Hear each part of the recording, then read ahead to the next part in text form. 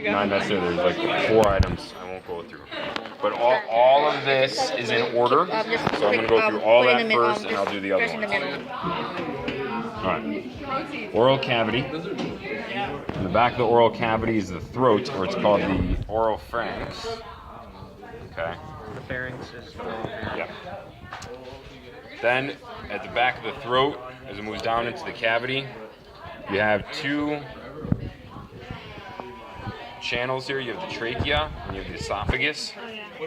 On top of the trachea is the epiglottis. It's a flap that doesn't allow food or water to go down the trachea.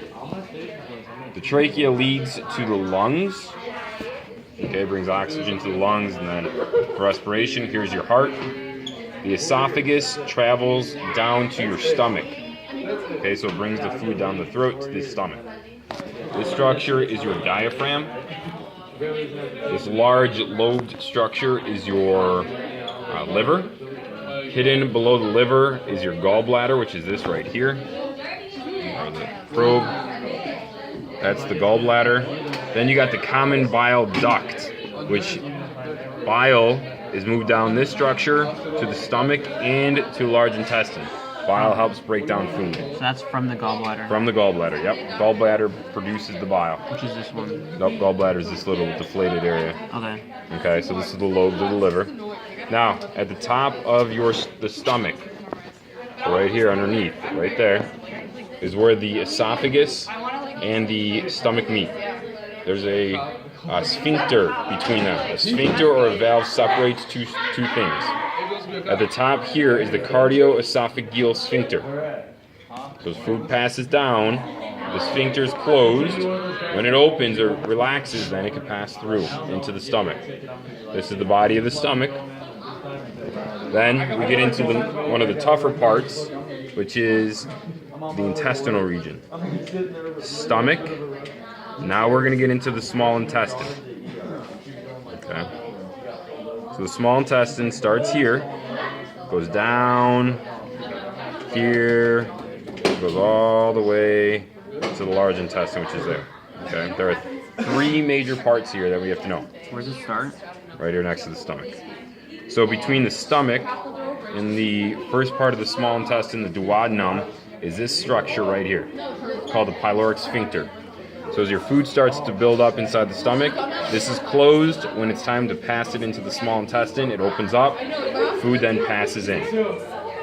The first part of your small intestine is called the duodenum, right here.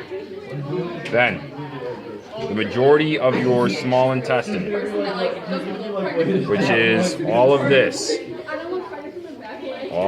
is called the jejunum. Okay? Then at the end of the small intestine, you have the ileum, the structure here. The ileum connects to the large intestine. It's also known as the colon. Ileum. Colon, okay?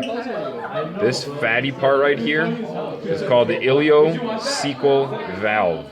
Okay, so it's a valve that's in between the ileum of the small intestine and the cecum of the large intestine. The first part of the large intestine is the cecum. Off of the cecum, you would have the veriform appendix. It's not on here, but that's where the appendix would be, and that's why we put it on the sheet. So it's on the digestive thing? Yes, it's on the large intestine. So it goes small intestine, colon, and then large intestine. Well, the colon and large intestine are the same thing. It's just a part of the large intestine. Correct. Wait, the cats don't have it. It doesn't have the appendix. Humans do, and but we want you to know that's where it's located. So here's the first part of your.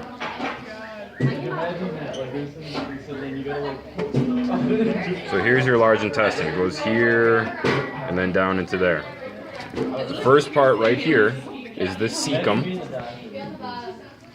Then as the large intestine moves up, this is the ascending, meaning moving its upward, colon. This curved part here is called the hepatic flexure. Okay? Flexure means curve. So curve. Hepatic refers to the liver because it's closest to the liver. So if you have hepatitis, that's a liver disease. All right? Across, yep. Is that just like this part or just this part? So it's this curve, it's this width, but of the curve. Okay.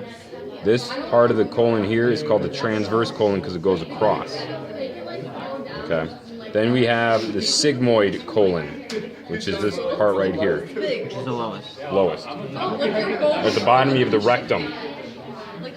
Okay, the rectum. At the end of the rectum, you have the internal anal sphincter. Then you have the external anal sphincter. Those two sphincters make up the anus. The anus is pretty much the outer part that is seen in the cat. When food passes past the internal anal sphincter, before it actually comes out, it hits the external. So people that kind of clench, like, oh no, like with diarrhea, that means stuff has already passed through the internal and it's about to come out, and they clench the external and then they hold it. This is your urinary bladder, right there. It's receiving fluid from the kidneys on the left and on the right.